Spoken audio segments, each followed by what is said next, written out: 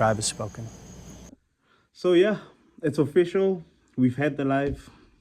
Predictions were given in, votes were taken, and this is what the gents think is gonna happen at SummerSlam. Seth Rollins versus Roman Reigns. Basically, it's gonna end in a DQ. Roman Reigns is not gonna let go of that title anytime soon, and Seth Rollins, I think, should remain the one person that Roman Reigns has not defeated in this point in time. So we basically winded up to having an interference or ending in a DQ, either from the bloodline or somebody from Seth Rollins' past costing him the match.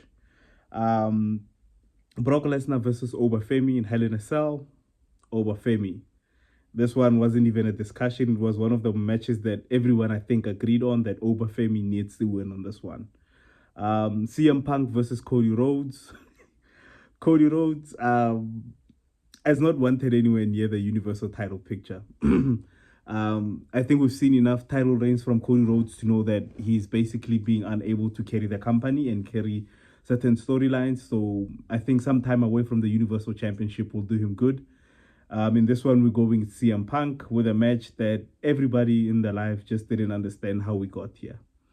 Chad Gable versus Penta, another clean sweep for Chad Gable. We think it's time for Chad Gable to have the Intercontinental Championship strapped on him. I think he was supposed to win it at one of the WrestleManias against Sami Zayn. I think it was either against Sami Zayn or Kanta.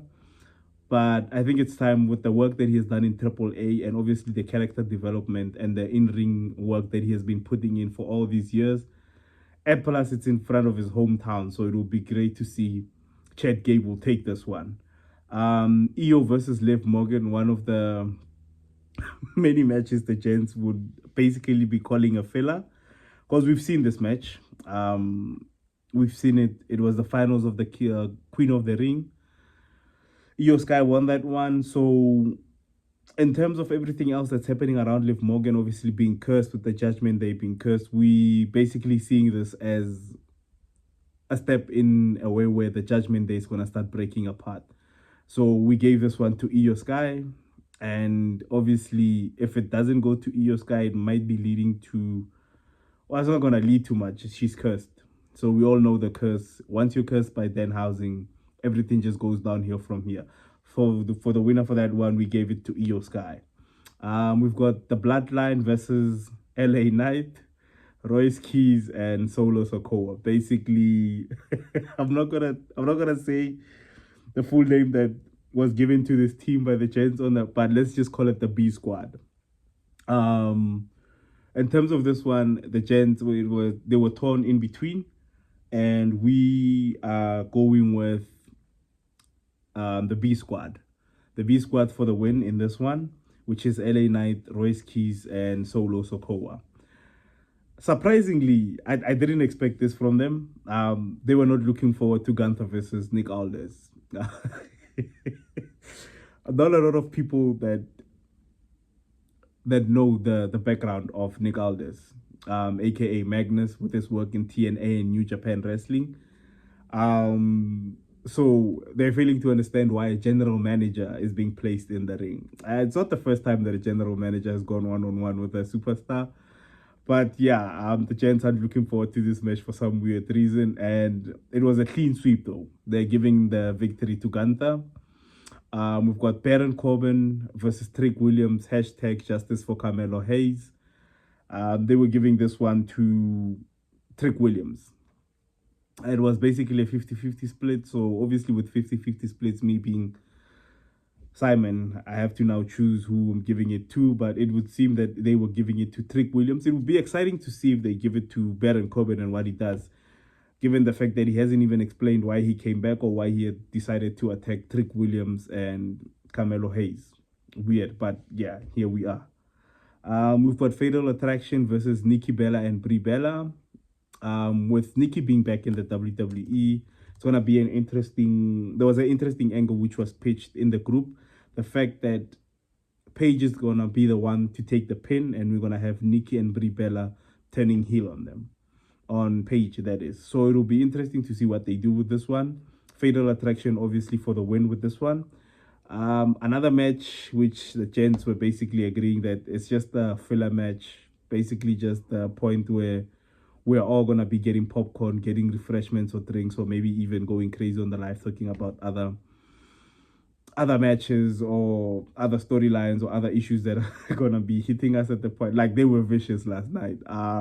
Yeah, but for the interim women's champion, it's useless. It's useless to be having this one. We do not understand why Rhea Ripley still has the title on her when she's unable to defend the title, or why the reason as she's not being stripped to it, because she's basically holding that title hostage. That would be very interesting to see. In this one, the chances whoever is gonna be the last person to qualify, or the unpopular opinion in this point would be Charlotte Flair. Charlotte Flair, given the fact that she's already building a story with Jade Cargill, it's either Charlotte Flair or Jade Cargill or whoever's gonna be qualifying last for this match. So out of those three ladies, you choose whichever one you like the most. Finn Balor versus Sami Zayn, hashtag justice for Sami Zayn. But unfortunately in this one, Finn Balor's success has been long overdue. He's been way pushed down the ranks, and I think it's time for Finn Balor to rise to the top once again. Finn Balor has been missing opportunity after opportunity, being placed in factions that were not working, storylines, and terrible booking. We think this is the time to correct everything that the WWE has done wrong to Finn Balor. So Finn Balor for the win and to be the #1 contender for the Universal Championship. Let me know what you guys think. Let me know what your predictions are on the matches that we're having. Comment down below. Go crazy. Let me know if you agree with our predictions.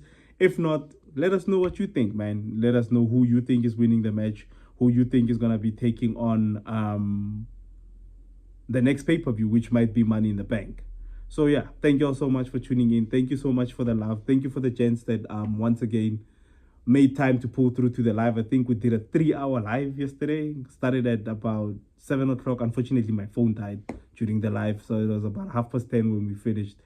Guys were going in crazy. I don't know. I think we can only take 8 people in a live, but going forward, the more we grow, I think we can allow more people in the live.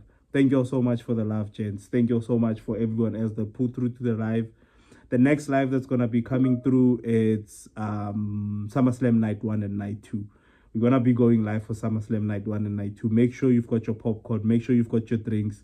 And if you're interested in meeting up, watching it somewhere, there's a watch party that's happening in Santon Rivonia. But most guys that I know that watch wrestling like to watch wrestling in the comfort of their own home. Not really into the vibe of music and all of that. So let me know, guys. Also, it was established that we need to support more South African wrestling. So huge shout out to Vusi Stro, who was in the live yesterday. Big shout out to him. He's a wrestler. Big shout out to Mr. Kumete. Big shout out to Rocky. Big shout out to Father Deep. Big shout out to Sia. Big shout out to Sean. And I'm gonna leave the handles of the gents that were in the live. Make sure to follow them as well. Make sure to interact with them. They love wrestling. And yeah, man, it's always great to have a community of people that come together and discuss the sport and the passion for the game. You get what I'm saying? So it's always been interesting to meet people online that share the same interests with you. So yeah, huge shout out to the gents that pulled through into the live yesterday. Tuli, I think it's Tuli Reps. We had Renzo. Dude, I met some awesome guys yesterday, and I just want to say thank you guys for supporting the live. Let me know if you guys want to do any collaborations. Let me know if you guys want to, cause as well, I also found out I'll put the name of the place where Strawhead Vusi wrestles and practice, so we can also support, go out and then watch him do his thing, you know. It's always great to meet people that actually went as far as elevating the skill into going into the ring. It's one thing for us to be talking about it behind the camera, to be criticizing it, but once you have someone that's actually in the ring, doing the in-ring work, taking the bumps, taking the moves, establishing the storylines, it's always a great perspective to get from that. And I'll always appreciate the people that I meet on the internet. And yeah, to more lives, more wrestling content. Thank you all so much, gents. Thank you all so much for the support. Yeah, there's not a lot that I can say. I'm planning to go out to check out Vusi while they're doing the training sessions somewhere in Renbeck. I'll get the location, I'll drop it down in the comment section. APWA, any other wrestling promotions that you guys would love to cover on the channel, on my channel, or any other channel, I'll be more than happy to pull into your lives, guys. Let's talk more wrestling. Let's grow the culture. Let's focus more on what we all love and grow the sport in the country. So yeah, thank you all so much. It's Simon Says Wrestling. Thank you so much to the gents. So much. Thank you so much to everyone that pulled through. Everyone that's new to the page, to the channel. Like, follow, subscribe. Go on to YouTube, Simon Says Wrestling. On X, Simon Says Wrestling. Instagram, Simon Says Wrestling. Let's talk more wrestling, ladies and gentlemen. Let's grow the community. Peace.